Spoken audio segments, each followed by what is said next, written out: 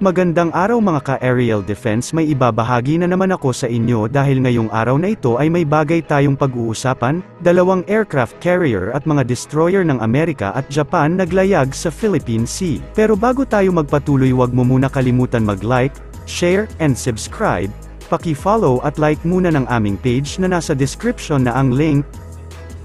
Noong November 7, ang Nimitz-class aircraft carrier na USS Ronald Reagan CVN-76 at USS Carl Vinson CVN-70, ay nagsagawa ng steam information kasama ang Japan Maritime Self-Defense Force first-in-class helicopter destroyer na JS Hyuga DDH-181.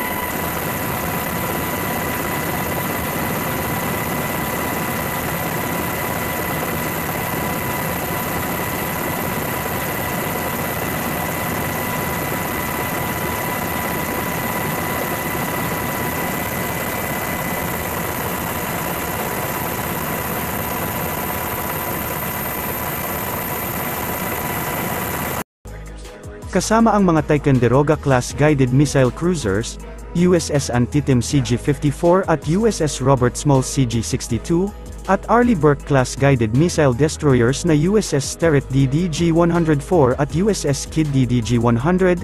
Sa panahon ng multi-large deck event sa Philippine Sea, ang USS Ronald Reagan ay nakikilahok sa bilateral multi-large deck event, na nagtatampok ng mga barko at sasakyang panghimpapawid ng Japan Maritime Self-Defense Force Escort Flotilla 3, gayon din ang Carrier Strike Group 1 ng US Navy at Carrier Strike Group 5. Ang multi-large deck event ay isang multi-domain na kaganapan na nagpapalaki sa dati ng matatag na partnership at interoperability na umiiral sa pagitan ng Japan Maritime Self-Defense Force at US Navy ngayon. Matatandaan na ang People's Liberation Army Navy Shandong Carrier Strike Group ay naglayag sa South China Sea noong Lunes, na dumaan sa karagatan sa pagitan ng Pilipinas at Taiwan.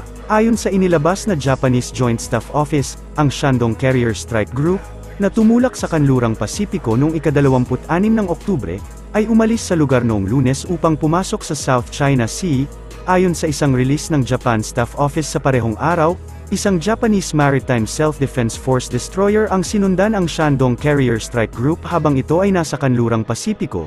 Sa kabuuan ng tatlong mga destroyer ng Japanese Maritime Self-Defense Force ang kasangkot sa pagsunod at buntot sa Shandong Carrier Strike Group, kabuuang 420 fighter launches at recovery at 150 helicopter take-off at landings ang isinagawa ng Carrier Shandong, at ang Japan Air Self-Defense Force fighter aircraft na nag-scramble bilang tugon sa fighter launches ng Carrier Shandong. Araw-araw na nagpapakita ito na naglalayag sa hilagang silangan hanggang silangan ng dagat ng Pilipinas, na ang Carrier Strike Group ay nasa kalagitnaan ng Pilipinas at Guam noong Huwebes at Biyernes.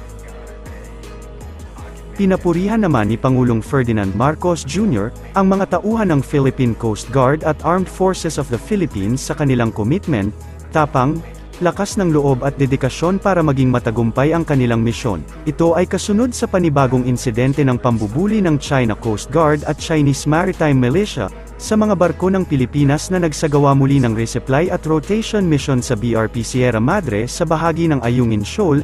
Ayon sa Pangulo, kapuri-puri ang aksyon ng mga sundalo dahil sa paglalagay ng kanilang buhay sa alanganin sa tawag ng linya sa paglilingkod sa bayan. Siniguro ng gobyerno na hindi ito patitinag sa patuloy na pambubuli ng China na gawin ang legal na karapatan nito sa mismong maritime zones ng bansa. Ang Ayungin Shoal ay bahagi ng Exclusive Economic Zone ng Pilipinas.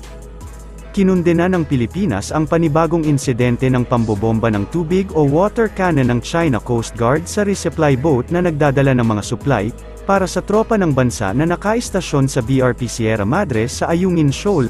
Ayon sa National Task Force for the West Philippine Sea, hinaras, Hinarang at nagsagawa ng mapanganib na maniobra ang China Coast Guard and Chinese Maritime Militia vessels laban sa barko ng Pilipinas, subalit na kumpleto ng bansa ang resupply mission. Nagpakawala din aniya ng water cannon ang CCG vessel sa supply boat ng Pilipinas na ML Kalayaan sa pagtatangkang harangin ang resupply mission ng Pilipinas. Hinaras din ng CCG rigid-hulled inflatable boats ang Aniza May 1 at ML Kalayaan nang malapitan habang papalapit sa BRP Sierra Madre sa loob ng Ayungin Shoal Lagoon. Nakatakda namang maglabas ang Philippine National Security Council ng statement kaugnay sa naturang resupply mission. Samantala, naghain na ang Pilipinas sa pamamagitan ng embahada sa Beijing ng diplomatic protest kasunod ng harassment ng China.